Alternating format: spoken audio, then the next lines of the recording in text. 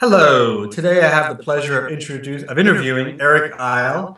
Eryc is a career consultant and a life coach who blogs about integrating success at work and having a fulfilling life, something that Vacation Counts is certainly buys into. And I had the pleasure of meeting him before, and we've decided to sit down and discuss what it is he writes about on his blog. Eryc, welcome. Why don't you tell me about your life is a mashup?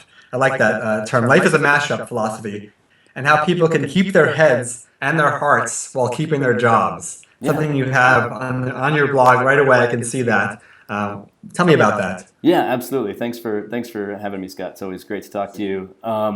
So the idea of life as a mashup came to me out of this. There's this notion of work-life balance, and the difficulty I have with that concept is twofold. One, it implies that work is somehow separate from life. And I believe work is an integral part of a meaningful, fun, and fulfilling life. So that part I had a hard time with, and the other part I had hard time with was balance, which to me implied trade-offs. So if you work less, you'll have more life, and if you live less, you'll accomplish more at work. And I don't.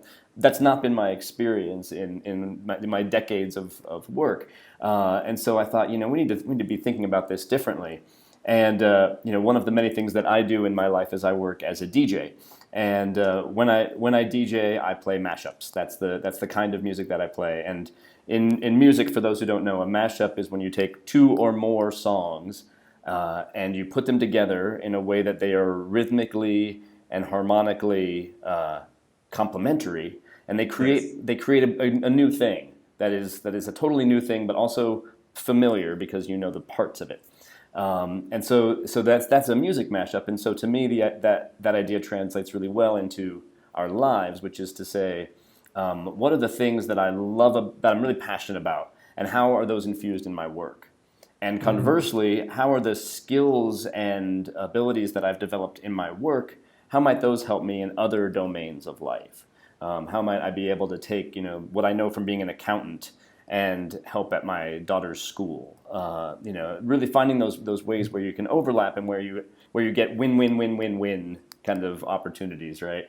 So that's the idea of life as a mashup. It's a mindset more than anything. Obviously, Yes. there's a framework underneath it, but really it's that mindset of saying these things aren't so separate. And how do I use something from one domain to make other domains better and more satisfying? So that's what that's about.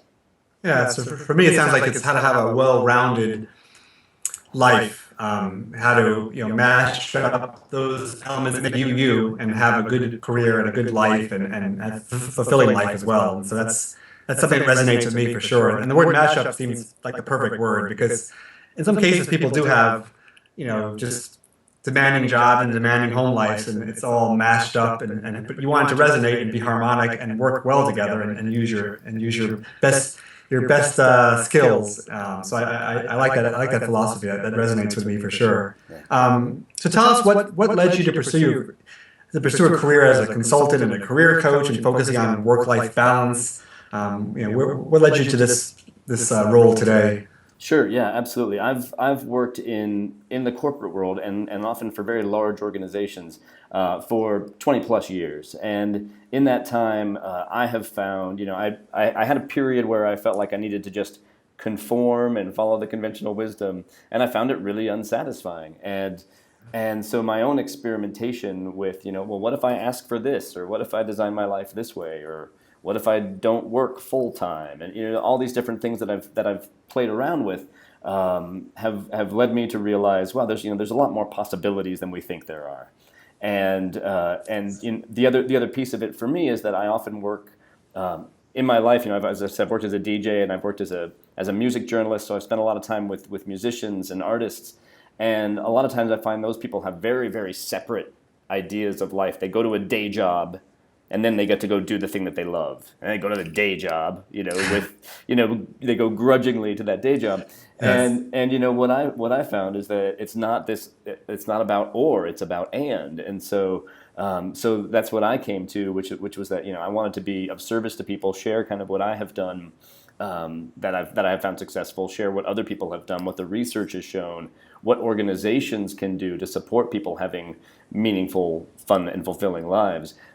So I've been a writer for many years, but I really wanted to write and be of service to people, and this was the topic which I chose to serve. That makes perfect sense to me. I do agree with that. That notion is, yeah, you don't want to have this tough job where you're just doing it for the money only, and then but you really are passionate about something else. You want to find ways to blend those together and not feel like you're wasting those hours at the job that's maybe not fulfilling in those kinds of ways. So what kind of career advice can you offer people who want to find a job that offers a healthy work-life balance? Do you have any advice on that front? Yeah, absolutely. I think there's a couple of things. I think one is, first of all, just a mindset of you're looking for a win-win relationship with an employer. You're not looking to convince an employer to pick you. And that shift of mindset is huge, frankly, and it's different from, I think, what maybe our parents taught us to do, and what we learned.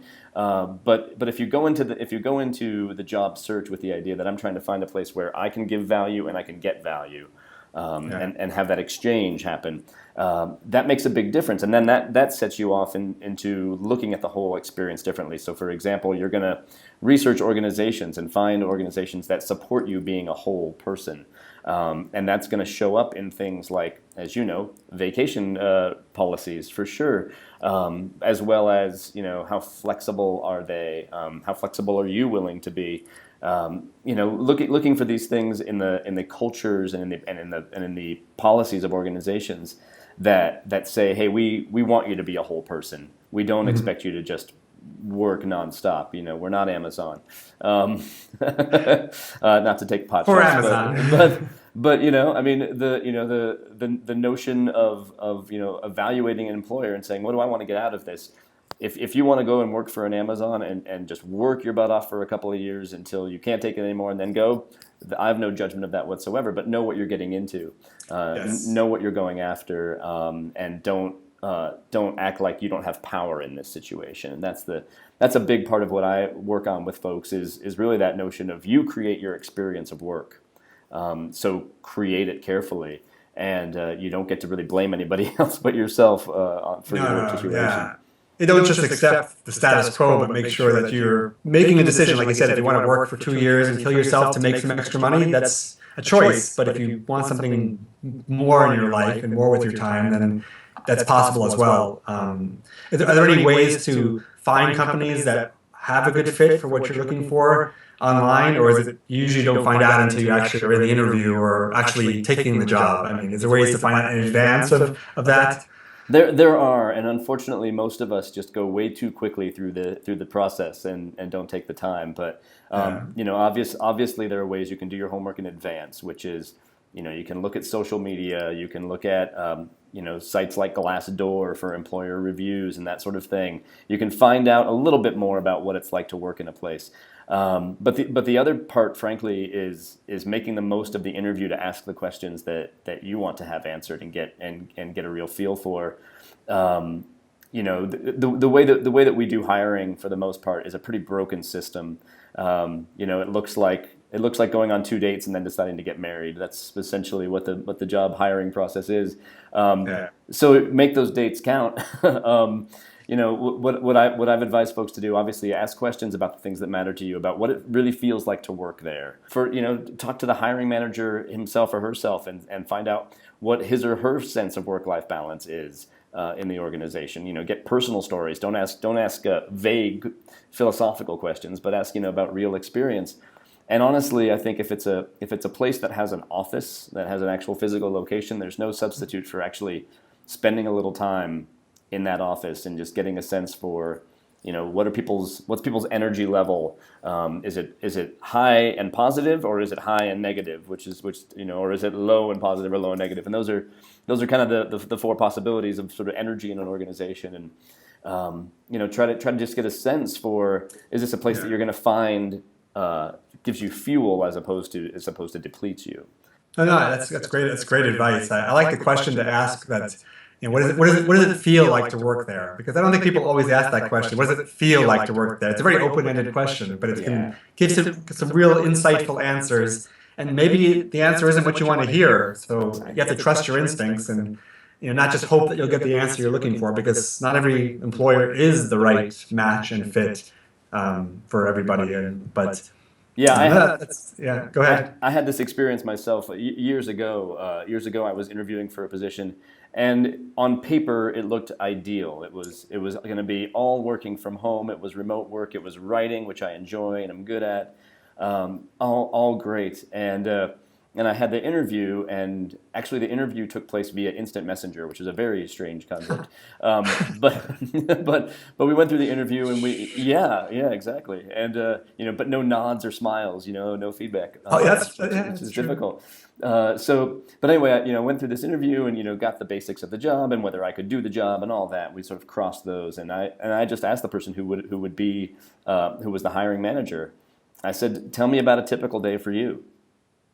And she ran me through her day, which started with emails before she got out of bed, and continued kind of that way. And she had throughout her day, she had, and then I go for a run, and that sounds great, and then I, have a nice long lunch. Oh, that sounds great, But then she sort of showed me that she was actually working all day from the moment she woke up to the moment she went to sleep. And I said, "Oh, okay, well that's really interesting. How do you feel about your sense of work-life balance?" And she said, "Well, honestly, I'm still working on that." And with that information, I was able to make the decision that was probably not going to be a job in which I was going to be happy, and was able to make other choices, and we could go our separate ways without any hard feelings. And the tough part is that during a job search, the person doing the searching is often so wants to get that job, and the person doing the hiring so wants to fill that job. Exactly. That neither of us is necessarily really evaluating that fit as critically as we could, and that's a really important first step before you ever get in and then start negotiating other things. I'm just as guilty as you are. The same situation as you just want that job, and they want to hire someone, and you just want it to work out. Yeah. But it's important to ask those tough questions and be honest with yourself. Absolutely, agreed. Well, so one topic you did cover on your blog is the notion of career-loving parents, and how there's different work-life balance challenges for parents, for career-loving parents, working parents, better term than working parents, versus people without children, because it does make a difference. I don't have children, so I don't have as much insight into how there's differences, but obviously there are a lot of differences. So tell us what your perspective is on that topic. Yeah, absolutely. Well, so first of all, obviously I'm a words guy. I don't like the term work-life balance. I don't like the term working parent. The term working parent to me always seems to be uttered apologetically, as if I didn't have to work, I would just be a parent full time, but I have to work. And what that brings with it is this notion of, I can't enjoy my job too much because, I really should be being a parent. And, so I love this term career-loving parent, which I didn't make up, obviously, but it's it's really this concept that there are those of us who love our families and love our work, and what I find in working with those folks as a coach, I find that those people are experiencing sort of guilt all the time, which is not very helpful, right? If you're at work and you're feeling guilty because you're not spending time with your family, and then you're with the family and you're feeling guilt about what you're not getting done for work, and it's a lose-lose situation, and so that I feel is the great challenge for career-loving parents is to figure out how can I pursue excellence in these two arenas? How can I be a great professional and a great parent? How can I love my job and love my family and love my life, as a result? So to me, it's really, I'm really working on giving those folks, and they're people like me, I am one of them, some tools and techniques and some serious approaches for how and why you can be a career-loving parent. And that I should speak to the why just for a second. Something that's really important is that we don't actually shut off. We don't switch gears from work to being a worker to being a parent. We carry that stuff across, and the research refers to the spillover crossover effect. And the spillover crossover effect basically says, that how we feel in one domain of life spills over into how we feel in another domain of life. So if we're in a job we hate and we're miserable at our job, we're going to carry that emotion into our parenting, which does not make us great parents, right? Yeah. And then so that's the spillover. The crossover is that then those attitudes and feelings then carry over to others in our lives. So if we bring home that misery from that job we hate, then our partner feels it, our children feel it. It impacts more than just our work life. And so this is why I think it's really important for folks to find ways to embrace the idea that I can love my job and love my family. That makes perfect sense, and it makes me think about how people take vacations as well. If you're a family and you have children and you bring your work life home, you bring your work stresses and your work dissatisfaction home, then your family life isn't happy, and then you end up saying things like, "Oh, we need a vacation," and as if that's a solution to your problem. Is that we just had a vacation, we'll be fine. And that's just sort of a reactionary kind of thing, and not necessarily a smart, practical way to integrate those aspects and bring happiness throughout all three levels. You want to go on vacation because you want to spend time with your family, not because you're stressed out at work and your family life is not so great because your work life is bleeding into that, and now you have to take a vacation, and you probably won't be happy there if you don't really want to go on vacation. You're just taking it because you think you have to. Right, and at best you're hitting the pause button. Right, at best you can sort of say, all right, well that negative stuff from work is going to pause for the next 2 weeks while we go on vacation. Of course, I know it's rattling around the back of my head the whole time we're on vacation, and I know when I get back it's going to be worse than ever because it's all piled up and waiting for me. So you're right. Exactly. It's about making those changes to the day-to-day. There's a great quote, I think, from Gretchen Rubin. Who has written a lot about happiness, and she says, what we do every day matters far more than what we do once in a while. Right, and just that notion of changing how work feels every day, how home life feels every day, how our life in our community feels every day, that matters far more than we'll hit the pause button and go and take a break. Yeah, hitting the pause button isn't the solution. I agree with that one. It's just another way to delay the problem or pause the problem. And so integrating vacation into that is essential from my perspective as well. If you are a career-loving parent, which is a great term, even if you didn't make it up, I'll give you credit for it. But so tell us more about how you teach and motivate working people to make a change to their work-life balance when it's broken, when they come to you and they need help. And they're like, they have this dissatisfaction and they want to make it better. How do you teach and motivate people to improve it? Sure, absolutely. Well, so there's 5 guiding principles that I teach, and there's a lot of detail underneath these, but I'll give you the 5. The first one, and they're kind of hierarchical. The first one is bringing your whole self to work, and this is about being whole and having integrity, being who you are wherever you are. So it's not just about work, really, but the idea that we all have this unique combination of expertise, experience, and eccentricities, and that we often don't bring all of those forward into every context, and we especially the eccentricity part. We all are a little bit weird, and it's when we bring that weirdness into our work, we're actually bringing unique value. So that's number one.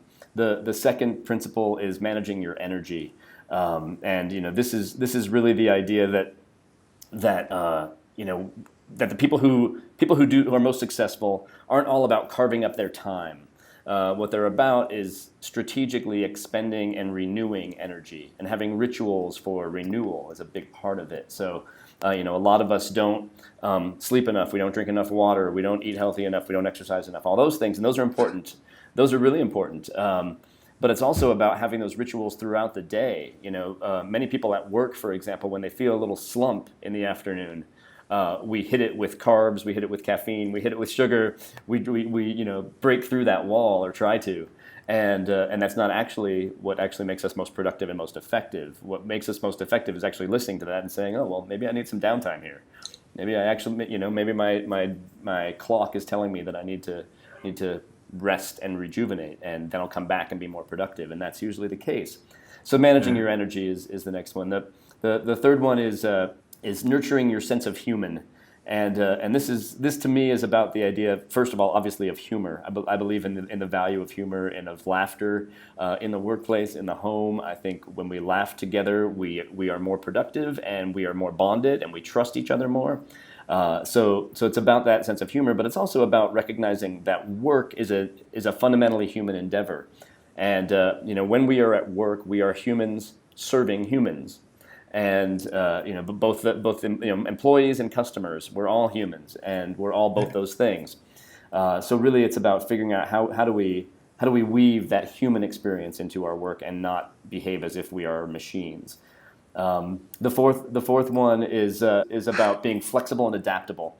So I mentioned earlier this idea that the employer needs to be flexible, and you need to be flexible as well.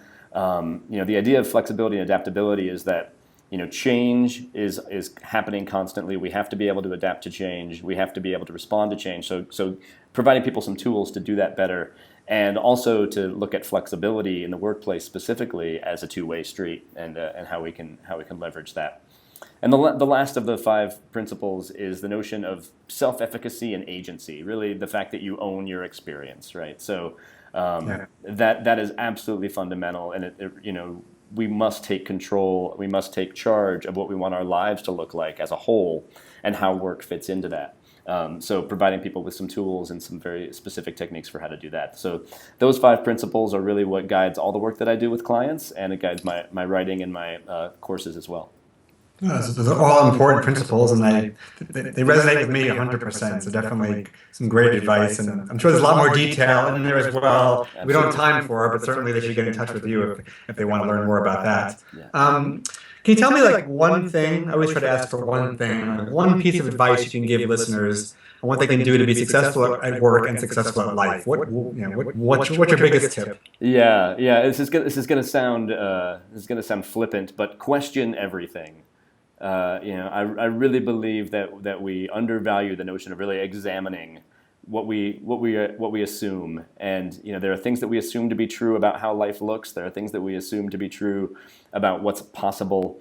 So questioning everything, and I'd say maybe if there's a part B to that, if I can, the part B to that is when possible, think and not or. What I find time and time again when I work with coaching clients is that we are stuck in these should I do this or that kinds of choices, and the research on decision making finds that we don't make very good decisions that way. And if we can look for ways to how can I do this and this, what would that look like? What would I have to do differently? So that's inside that question everything, and figure out how you can do and instead of or. Okay. And question everything at work as well as at home? Absolutely. I mean, I think again, we make a lot of assumptions about how things should look and work at home, and until we examine ourselves and really look at what we want, we're not going to get the right mix. Okay. And don't question vacations. Just take them. Unquestionably. The answer is always yes. Vacation, always. Yes. Yeah. Vacation, yes. Yeah, yes. Absolutely. Yeah. Agreed. So, thanks, Eryc. Tell us how we can learn more about what you're working on, read you, follow you online, and such and such. Absolutely. There's a bunch of ways to find me, whether it's Twitter, Eryc_Eyl, and it's ERYCEYL, just so everybody gets that. Twitter, Facebook as Corporate Survival Guide on Facebook. Yes. You can find me at corporatesurvivalguide.com. You can find me at eryceyl.com. And you can also find me. I've got an ebook on Amazon called Not Safe for Work, which is about sort of 10 career limiting moves and how to avoid them. So you can find me on Amazon as well. But the best spot to find out what I'm up to, what's new, is eryceyl.com or corporatesurvivalguide.com. That's where I'll be in the very near future releasing an online course for career loving parents to really help folks at their own pace to integrate a little bit more. Oh, that's awesome. Well, thanks, Eryc. I do appreciate your time and your incredible advice, input, and experience you have in helping people have a great career and a great life, and I appreciate your time and and everything you do. Thanks so much. Thank you, Scott. Have a great day. You too. Bye bye. Bye.